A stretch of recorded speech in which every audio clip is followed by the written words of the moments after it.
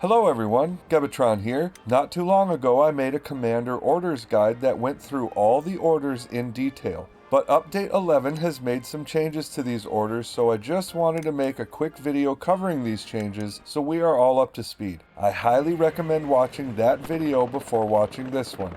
First, they updated a few of the descriptions. The ones that I noticed are Reinforce, which now reads, increases the capture power of all sector strongpoints in a friendly controlled sector by ×2 for 2 minutes. So just a nice clarification there. If you're still confused about how this order works, make sure to watch the video I mentioned earlier. Another one is Encouraged, which now reads, nodes will generate ×2 resources for 5 minutes, which brings us to another change. Before, the Encouraged order was tied to base resource gain. That's now been changed to be tied to node gain, a change I very much approve of. So what does this mean for us as commander? Well, before you would call this in pretty frequently since it was tied to base gain, there was no fluctuation in how this worked. Now, it will depend on how many nodes are built, so commanders may want to hold off on calling this in until after all their nodes are built, to help avoid losing so much manpower in relation to what is gained back. I think this is a nice little nerf that helps emphasize some teamwork to achieve maximum potential, as well as giving the commanders some tougher decisions.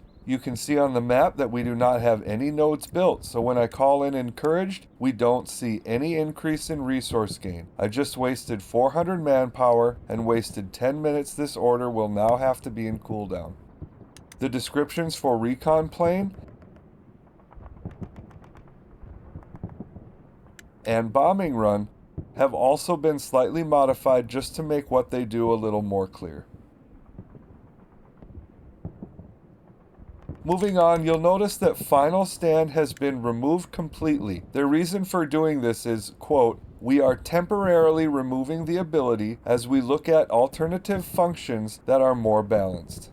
If you want to know what I think should be done with Final Stand, check out the video at the top right. Most of the additions were under fuel. First, Halftracks have been introduced for all factions, which cost 300 fuel and have a 5-minute cooldown. You are allowed a maximum of 3 half-tracks on the field at one time, and they also count towards your 12 vehicle limit. I'll be making a video soon going into the details of the half-tracks, so subscribe if you haven't already. Let's focus on the US faction. While there are still some default vehicles that automatically spawn, such as light tanks, trucks, and recon vehicles, the Stuart light tank has been added to commander orders, costing 150 fuel with a cooldown of 1.5 minutes. The medium M4 Sherman has also been added, costing 200 fuel with a cooldown of 4 minutes and 5 seconds.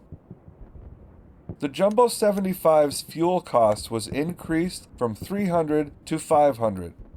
The Jumbo 76's fuel cost was increased from 400 to 600. The 76 also received a cooldown increase from 4 minutes 35 seconds to 5 minutes even. Now on to the Germans.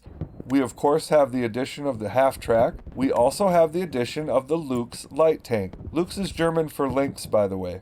Anyway, it costs 150 fuel and has a 1 minute 30 second cooldown.